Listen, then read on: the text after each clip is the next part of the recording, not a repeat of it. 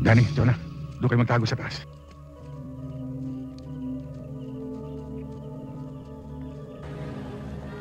Marami ang nagtatanong kung saan nagtago si Atong at si Sunshine.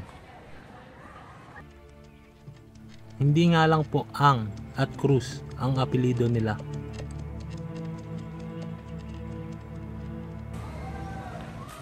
Gusto nyo bang malaman kung saan lokasyon sinuting ang eksenang ito sa pelikula?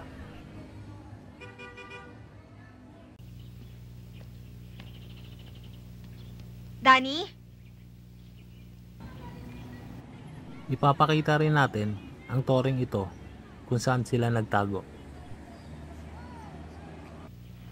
Jonah? At halina at balikan natin ang ilan sa mga eksena noong 1994 sa pelikulang Hindi pa tapos ang laban.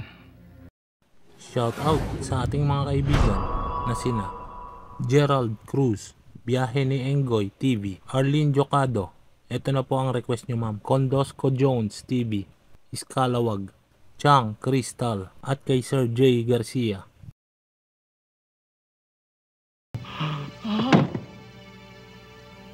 Balikan natin ang ilan sa mga eksena na nagbigay daan kung paano sila napadpad sa kanilang pinagtaguan.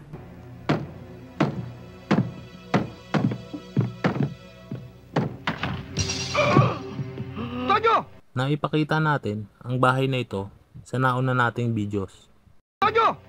Ano nangyari sa'yo? Talo. Kunwari. Tatawag akong doktor! Tama mo eh! Victor. Nasa description sa baba ang mga videos na bumubuo sa pelikulang ito. Victor.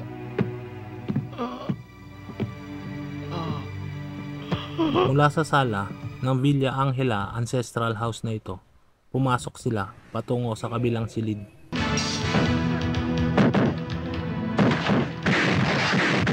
Sa main door na ito, binaril ni Carding Villamar ang mga bandido.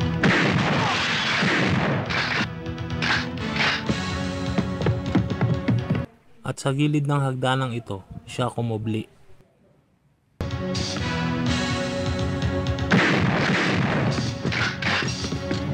Sa hagdanang ito, binaril niya ang mga bandido na umaakyat. Takbo! Dito rin sila dumaan pababa para makatakas.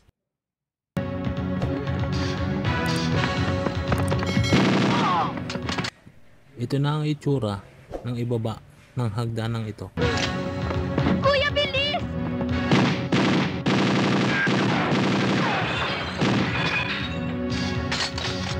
Sa maliit na pintuang ito sila dumaan para makalabas.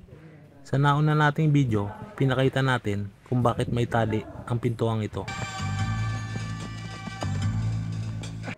Sa harapan ng mga batong ito, sila dumaan sa eksenang iyon.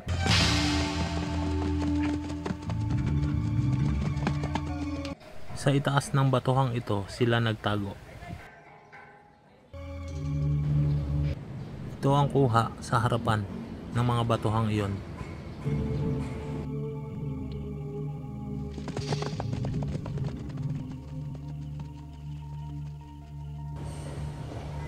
Ang batuhang ito ay nasa gilid lamang ng bagong simbahan ng Magsinggal.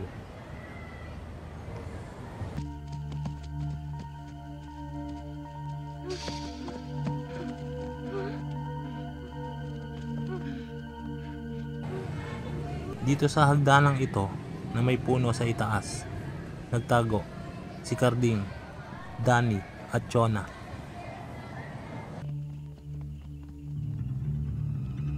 Danny, Jonah, doon kayo magtago sa taas. Chong, pero Huwag bakit kayo alis kailangan sa paligid na ito. Babalikan ko kayo. Kaya doon na kayo. Ang hagdanang ito ay parte ng Old Church Ruins na nasira ng lindol noong 1723.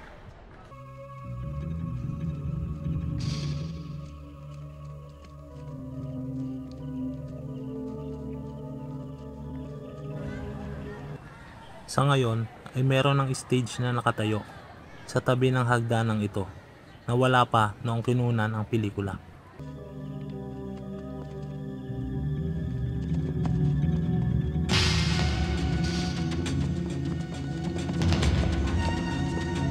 Sa likod ng hagdanang ito, dati nakatayo ang lumang simbahan.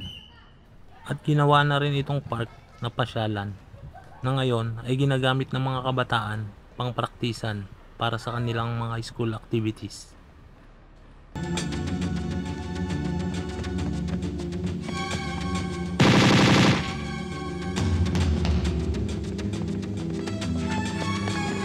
Ito ang harapan ng Magsingal Church Ruins na binuo noong 18th century ng mga Augustinians. Oh, kumain ka na.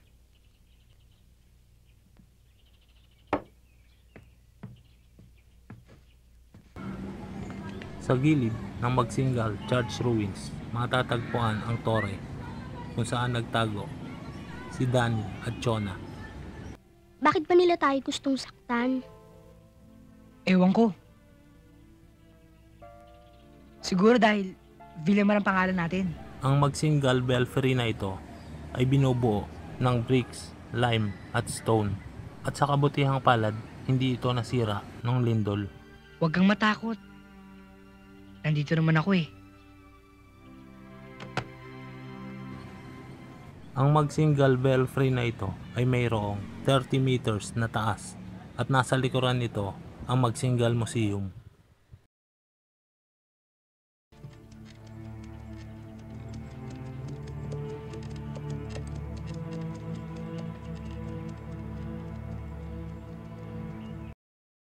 Sa harapan ng hagdanang ito, pumarada at bumaba mula sa kalesa si Clarissa. Chona?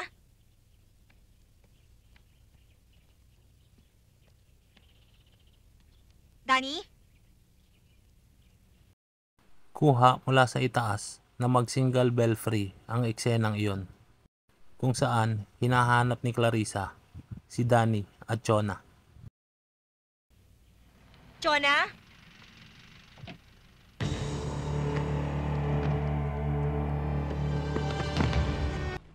Sa anggulong ito, kuha ang eksenang iyon, kung saan makikita ang pintuan ng bell tower.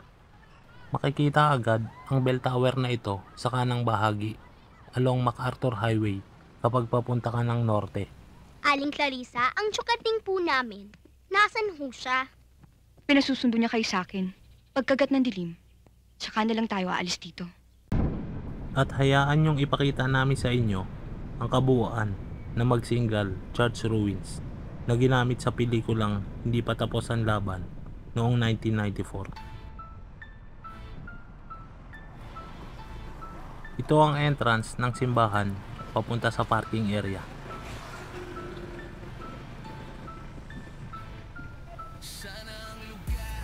Nasa kanang bahagi ang bagong simbahan. At pag diniretso ang parking area na ito, makikita ang puno na may hagdanan. Sa harapan lamang ng Magsingal Municipal Hall na ito, nakatayo ang Magsingal Church. Ito ang St. William the Hermit Parish Church o San Guillermo Hermitanyo Parish Church ng Magsingal, Ilocos Sur. Ang bagong simbahang ito ay binuo noong 1827 matapos mag-iba ng lindol ang lumang simbahan noong 1723. Ito ang loob ng nasabing simbahang ito. Hindi na nga lang tayo lumapit sa harapan sapagkat may ginagawa sa bandang unahan.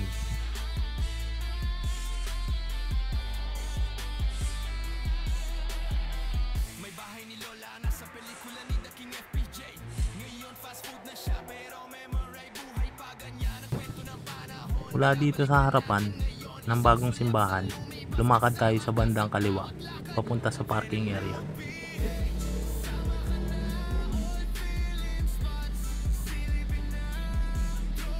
Malawak ang parking area nila dito. At mula dito, matatanaw sa kabilang bahagi ang Magsingal Belfry o ang Magsingal Bell Tower.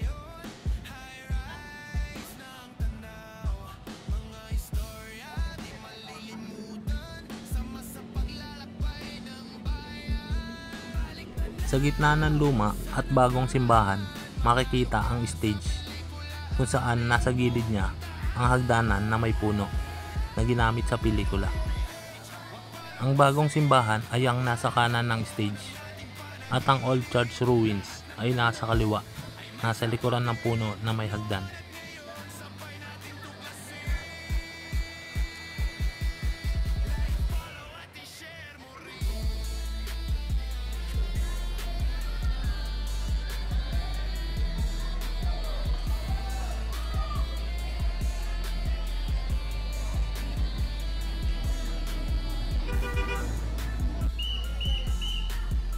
Ito ang palibot ng hagdanan na may puno, kung saan ngayon ay medyo tuyo na ang mga dahon nito.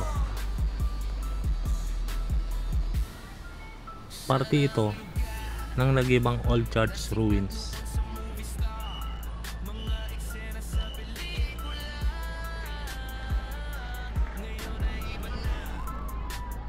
At ito ang likuran ng hagdanang ito na may puno. At dito masisilayan ang mga masasayang kabataan na nagpa-practice para sa kanilang mga group activities. Shoutout sa mga estudyante na Magsingal South Elementary School at St. William's Institute.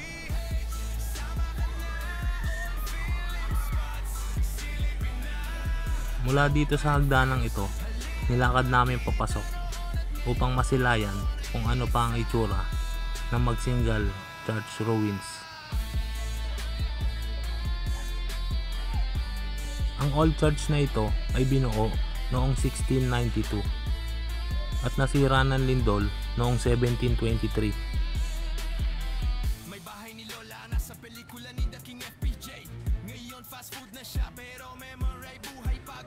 Ito ang likuran ng nagibang old church ng Magsingal.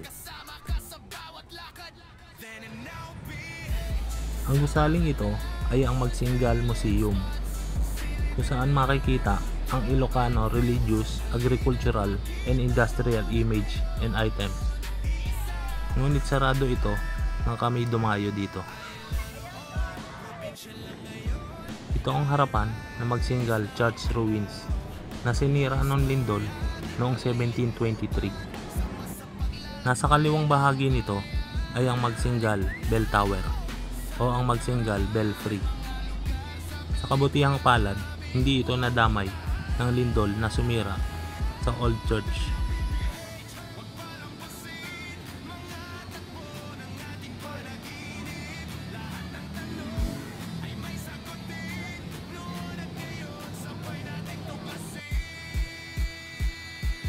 Matatagpuan ang simbahang ito along MacArthur Highway sa Magsingal, Ilocos Sur.